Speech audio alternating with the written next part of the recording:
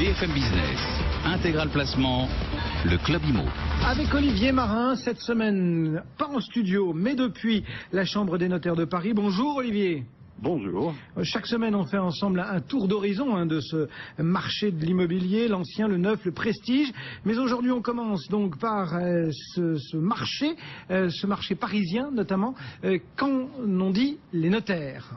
Eh bien, tout d'abord que la baisse des prix, elle est confirmée. Près de 2% de baisse sur un an à Paris. On est à moins 1,9%. Pour l'Île-de-France, dans son ensemble, on est à moins 1,6%. Alors à Paris, pour passer sous la barre symbolique des 8 000 € par mètre carré, il faudra attendre un tout petit peu, il faudra être patient, mais on va y arriver. Les notaires ont indiqué ce matin, ça devrait être bon pour janvier 2015. On sera sous cette barre symbolique des 8 000 € par mètre carré.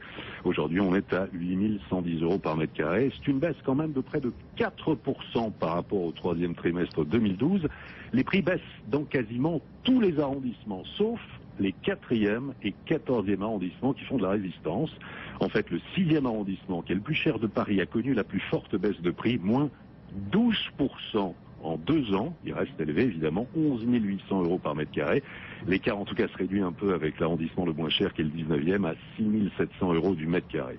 Et puis alors, si l'on élargit, petite couronne, les prix des appartements ils baissent légèrement, moins 0,7, on est à 4 300.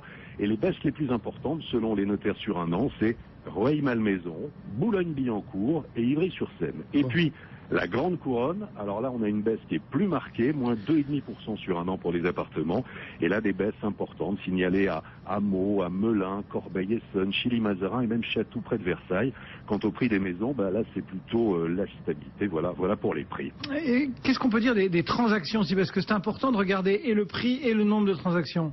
Oui, les deux sont liés. Alors effectivement, le marché, il n'est pas dynamique. C'est vrai que les notaires ont indiqué ce matin qu'il y a un avant-après, il y a un avant 2008. Effectivement, par rapport aux meilleures années, on en est loin, mais le marché, il n'est pas à l'arrêt pour autant. Il faut savoir qu'en Île-de-France, on est dans un marché d'acheteurs-vendeurs aussi.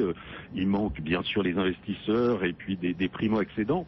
Mais au total, sur les 9 premiers mois de l'année, 100 000, c'est quoi? C'est 100 000 logements anciens qui ont été vendus en Île-de-France.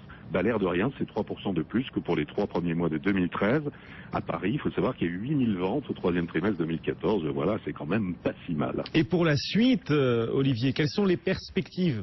Oui, alors la suite, les prochains mois, selon les notaires, la baisse, elle devrait continuer. Peut-être s'accentuer sur les biens avec défaut, évidemment.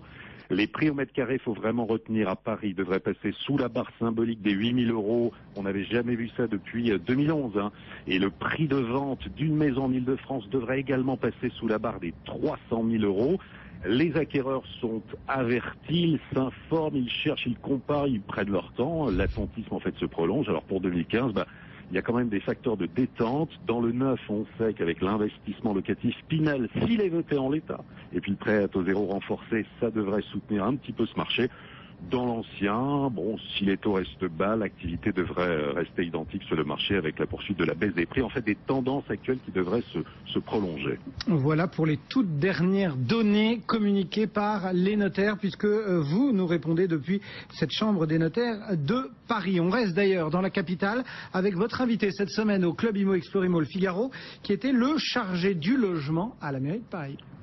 Yann Brossat, vous savez que la location en meublé à Paris fonctionne bien, et bien celle des meublés touristiques aussi, ce sont des locations saisonnières qui prolifèrent avec le phénomène Airbnb. Il y en aurait plus de 30 000 à Paris, et la mairie de Paris veut changer les règles. Pourquoi mettre en place de nouvelles règles pour les meublés touristiques? Question posée à Yann Brossat. Et on écoute sa réponse.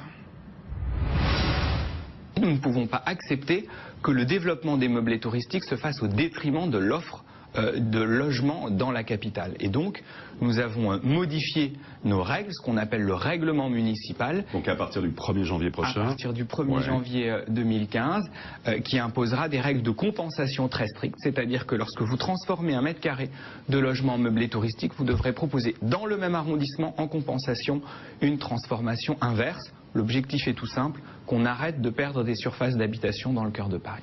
Voilà donc pour cet entretien dont vous pouvez retrouver l'intégralité sur le site explorimo.com ou lefigaro.fr, rubrique immobilier, production de logements, donc encadrement des loyers, mais aussi tour triangle, tout cela au cœur de cet entretien. Merci beaucoup Olivier Marin, donc le rédacteur en chef du club Immo Explorimo Le Figaro.